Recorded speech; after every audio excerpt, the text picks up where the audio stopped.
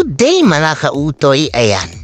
So nandito ngayon tayo sa Hornets kasi nga sineselebrate ng UAE ang kanilang 52 Independence Day. So ayan, so ngayong araw ay mag-aabang tayo ng air show. So kasamaang palad, walang mangyayaring air show kasi nandun sa kabilang side.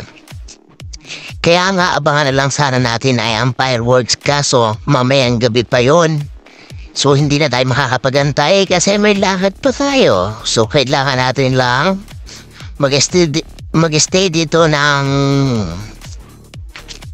a moment para lang makapag relax dito sa may tabi ng beach. Ayan, ito ay ang tinatawag na Corniche.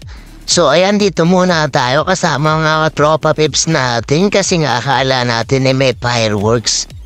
So, ayan, nood muna tayo ng mga nagre-race ng, may karera ng mga bangka. Ang tawag ba dyan? Hindi ko alam. Ayun.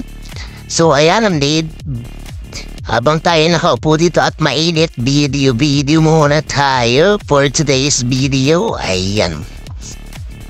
So, yan, ang dami ng tao niyan. So, maaga pa yan, that time mga 3:30 siguro. So, akala namin mag-i-start na yung air show pero hindi naman pala at wala naman palang air show. So, ayun, yan, humapon na, dumilim na. Dati ko, konti lang na ganyan nakadami yung tao. Dulubog na rin yung araw pero wala pa rin air show na nangyari. Kasi nga nandun sa kabilang side. So, ayun, padami ang tao habang kami naman ay pauwi na kasi nga wala naman air show. Yung mga yan, mag-aantay na lang sila ng fireworks.